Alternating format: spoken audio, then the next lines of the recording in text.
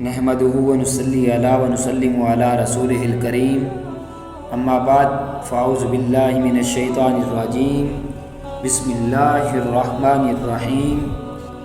حضرت خواجہ اویس کرنی رضی اللہ تعالی عنہ کے احوال زندگی۔ آپ کو بارگاہ رسالت مآب صلی اللہ علیہ وسلم سے غائبانہ خیر التابعین کا لقب عطا ہوا تھا۔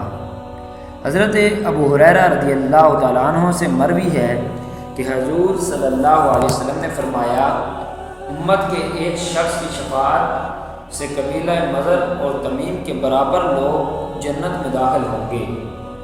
صحابہ کرام رضی اللہ تعالیٰ عنہ نے پوچھا، یا رسول اللہ وہ شخص کون ہے؟ آپ نے فرمایا، اویس کرنی۔ آپ امت محمدیہ میں عاشقوں کے سردار ہوئے ہیں، جن کے بارے میں منقول ہے کہ انہیں قیامت کے روز 70,000 فرشتوں کے جھرمٹ میں جنت میں داخل کیا جائے گا، تاکہ حالت عشق میں ان کی خلوت نشینی اور مخلوق سے روپوشی وہاں بھی برقرار رہے۔ حضرت عمر رضی اللہ تعالیٰ عنہ نے جب آپ کا زہد دیکھا تو فرمانے لگے کہ کاش مجھ سے کوئی ایسی روکھی روٹی کے ٹکڑے کے بدلے خلافت خرید لے۔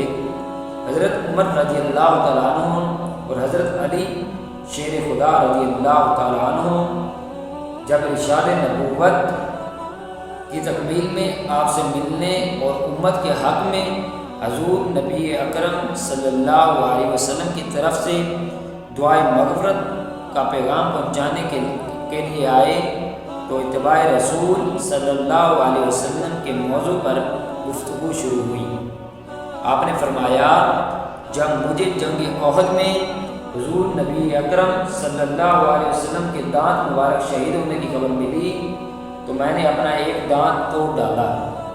پھر خیال آیا شاید اس کی بجائے حضور نبی اکرم صلی اللہ علیہ وسلم کا کوئی دوسرا دانت شہید ہوا ہو تو میں نے دوسرا دانت بھی توڑ ڈالا۔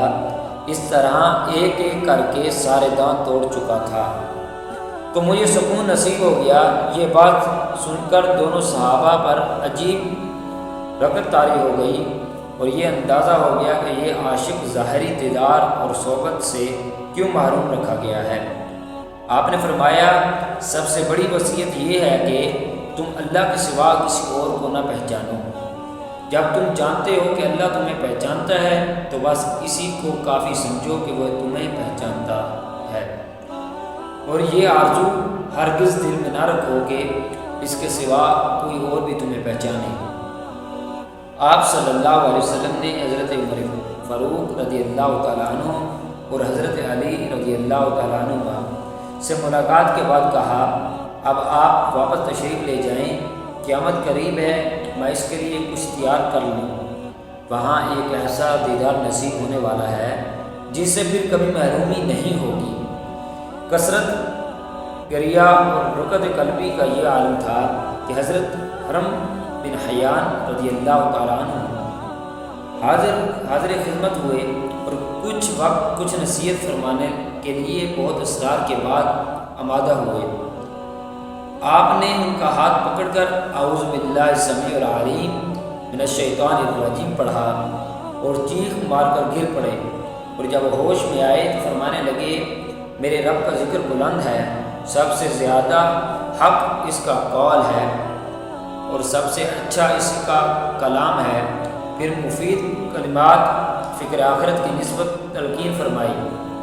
حضرت عمر فاروق رضی اللہ تعالیٰ عنہ نے دوران ملاقات آپ کی ظاہری حالت انتہائی خستہ دیکھ کر خواہش کی کہ آپ ذرا اسی جگہ ٹھہریں، میں آپ کے لیے کچھ سامان لے آتا ہوں۔ آپ رضی اللہ تعالیٰ عنہ نے جیب سے 2 درہم نکال کر دکھائے اور کہا، یہ اونٹ چرانے کا معاوضہ ہے، اگر آپ یہ ضمانت دے دیں کہ یہ درہم خرچ ہونے سے پہلے میری موت نہیں آئے گی تو پھر جو آپ کا جی چاہے لے آئیے، ورنہ یہ 2 درہم میرے لیے کافی ہیں۔ آپ نے فرمایا، السلامۃ فی الوحدہ، یعنی تنہائی میں سلامتی ہے۔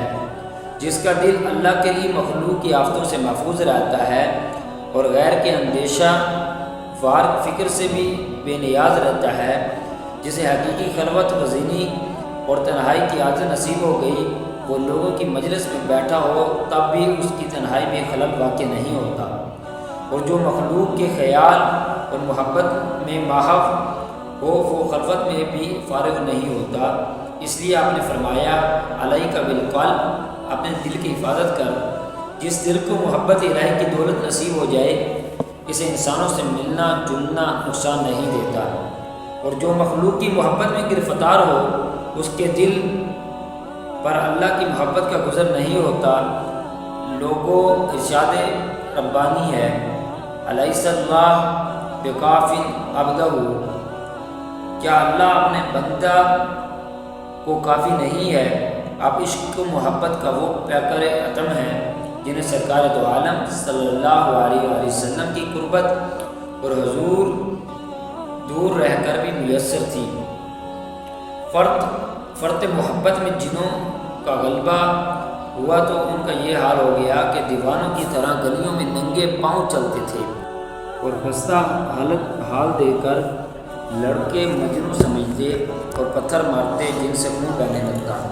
ایک روز آپ رک گئے اور بچوں سے فرمانے لگے کہ مجھے بڑے پتھروں سے نہیں بلکہ چھوٹے پتھروں سے مارا کرو۔ ان میں سے کسی نے کہا، اویس، کیا تیرے دعویٰ عشق کی یہی حقیقت ہے کہ بڑے پتھروں کی تکلیف سے خوف زدہ ہو گئے ہو؟ اب یہ سن کر فرمانے لگے، میں بڑے پتھروں سے نہیں ڈرتا، بلکہ بات یہ ہے کہ ان سے خون بہنے لگتا ہے اور وضو ٹوٹ جاتا ہے، اور میں بے وضو یاد الہی نہیں کر سکتا۔ آپ ایک شب قیام میں گزارتے، دوسری شب رکوع میں اور تیسری سجدہ میں، اکثر دن کا وقت بھی عبادت میں گزرتا، ہمیشہ روزہ رکھتے، جب افطار کے لیے کچھ میسر نہ ہوتا تو کھجور کی گٹھلیاں چن کر بیچتے اور ان کی قیمت سے چند لقموں کا سامان کر لیتے۔ کوفہ میں آپ ایک حلقہ ذکر میں شریک ہوتے تھے۔ اسیر بن جابر رضی اللہ تعالیٰ عنہ کا بیان ہے کہ اس حلقہ میں ہمارے دلوں پر سب سے زیادہ حضرت اویس کرنی رضی اللہ تعالیٰ عنہ کے ذکر کا اثر ہوتا تھا۔ ایک پرانے اور شکستہ مکان میں رہائش رکھتے، اکثر وقت جنگل میں گزارتے اور لوگوں سے بہت کم ملاقات فرماتے۔